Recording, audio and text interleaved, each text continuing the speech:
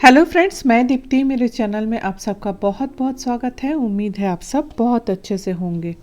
Friends, आज मैं share कर रही हूँ, देखिए सबसे पहले मेरे टेरेस गार्डन में लगे हुए चीकू का ये प्लांट, जिसमें कितनी अच्छी अभी फ्रूटिंग हो रही है। पिछले साल भी इसमें बहुत ज़्यादा फ्रूटिंग हुई थी और इस साल तो उससे भी ज़्यादा फल अभी बने हुए हैं।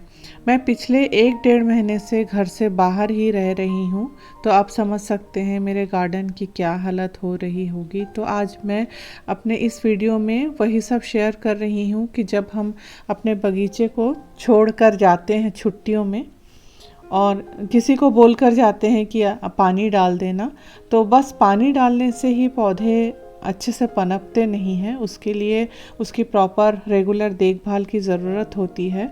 ये वीडियो देखने के बाद आपको भी ये चीज़ समझ में आ जाएगी। तो चलिए देखते हैं मेरे गार्डन में अभी क्या कुछ चल रहा है।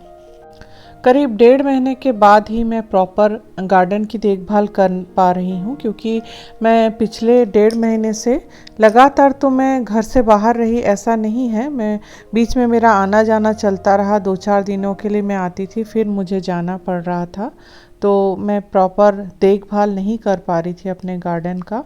तो ये देखिए, ये स्वीट अलेसम का पुराना प्लांट है पिछले साल का, और उसमें फ्लावरिंग भी शुरू हो गई थी बहुत पहले से। साथ में इसमें ना सीड्स भी बनने लग गए हैं, तो इनको अगर मैं अभी प्रून नहीं करूँगी तो फिर इसमें फ्लावरिंग रुक जाएगी। तो मुझे अभी इसको प्रून करना है। साथ में इसके सीड्स को भी अगर मैं अभी ग्रो करूँगी तो इसमें से बहुत जल्दी ही प्लांट निकल आते हैं।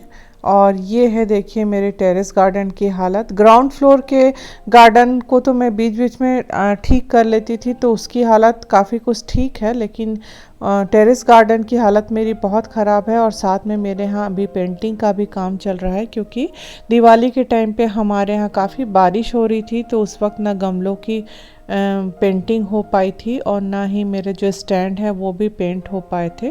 तो अभी जब हम वापस आए हैं तो फिर इनकी पेंटिंग वगैरह हो रही है अभी। तो ऐसे ही पेंटिंग जब होती है गमलों की और स्टैंड की, तो पूरा गार्डन उथल पुथल हो जाता है। और इसके अलावा चूँकि हम बाहर थे तो ढेर सारे पॉट्स में वीड्स उगाए हैं। ये आप देख सकते हैं कितने तरह के वीड्स उगाए हैं। इनको निकालने में कितना टाइम लगेगा पता नहीं। इनको छोटे जब रहते हैं ना तभी निकाल लो तो ज़्यादा अच्छा रहता है, लेकिन अभी इनको एक एक गमलों का देखकर फिर निकालना पड़ेगा। अलग अलग तरह के वीड्स, घास सब उगाए हैं इसमें।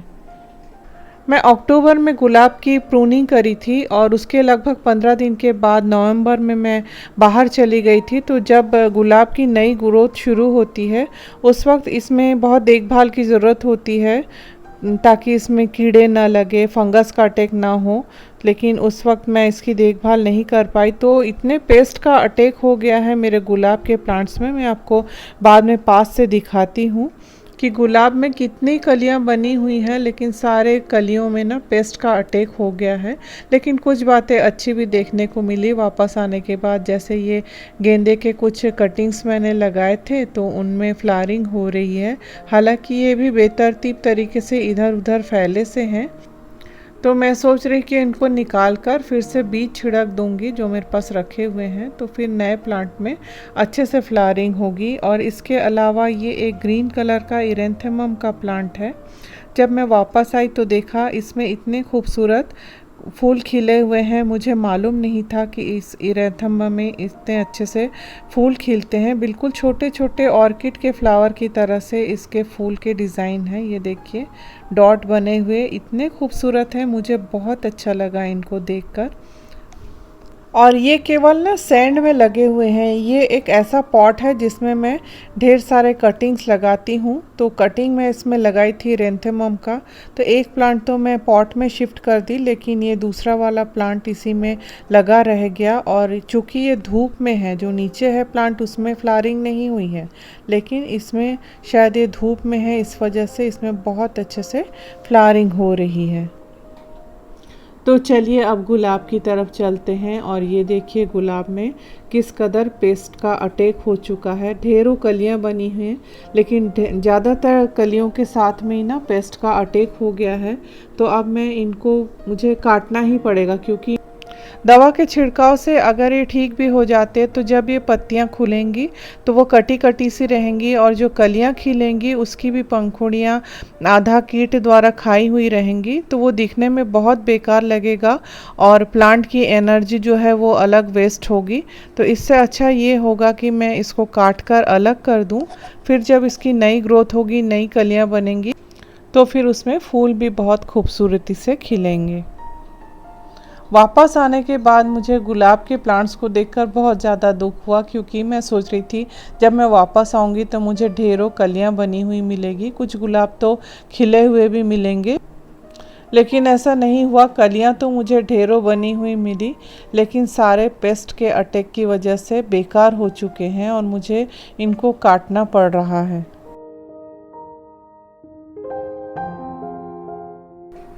जो कलियां थोड़ी ठीक ठाक है, जिनको पेस्ट ने नहीं खाया है, उनको मैं छोड़ रही हूँ और बाकी सारी पत्तियां और जो कलियां हैं खाई हुई, उन सबको मैं अलग कर रही हूँ प्लांट से।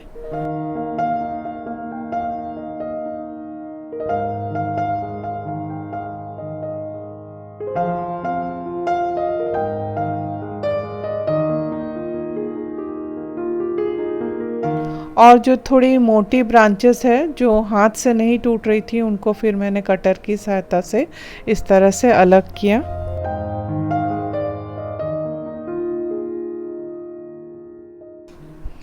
और ये कुछ सीड्स हैं जो मैं अभी मेघालय से लेके आई हूँ। वहाँ पर एशिया का क्लीनेस्ट विलेज है, मौलिनोंग नाम का एक गांव है। वहाँ के जो फूल खिले हुए थे उनमें से मैंने कुछ सीड्स कलेक्ट किए थे, उनको मैं लेकर आई हूँ, तो उनको अब मैं ग्रो कर रही हूँ यहाँ पर। कुछ तो कॉमन है, जैसे साइप्रस वाइन है और 4 o'clock है, और कुछ के मुझे नाम नहीं मालूम। तो उनके वहाँ मुझे सूखे हुए फूल मिले थे, तो मैं उनको तोड़कर लाई हूँ, तो यहाँ ग्रो कर रही हूँ। देखते हैं ग्रो हो पाता है या नहीं।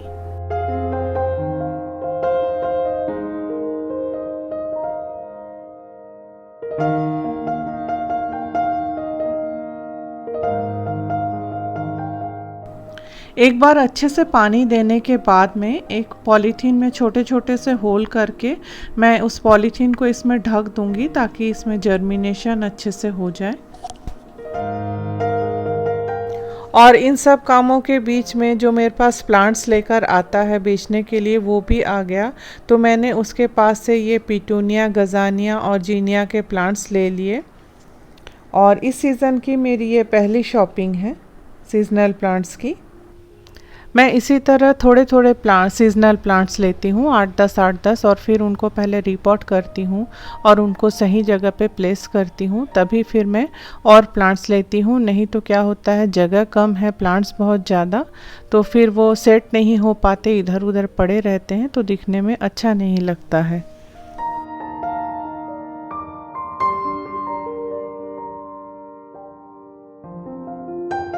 और ये जो क्रासूला, कोलियस और सक्लेंट्स की कटिंग्स मैंने ग्रो की है, इसे मैं नॉर्थ ईस्ट इंडिया के अलग अलग जगह से इन सब की कटिंग लेकर आई हूँ, तो उसे भी मैंने यहाँ ग्रो कर दिया है। और ये सारे कटिंग्स मेरे साथ बड़ी दूर से ट्रैवल करके आए हैं। और वापस आने के बाद मैंने देखा कि पॉन्सेटिया की पत्तियाँ अब रेड होने लगी हैं। थोड़े ही दिनों में ये बहुत खूबसूरत रेड कलर से भर जाएंगे। वीडियो की शुरुआत मैंने की थी एक फ्रूट प्लांट से, चीकू के प्लांट से, और वीडियो ख़त्म भी कर रही हूँ मैं एक फ्रूट प्लांट से।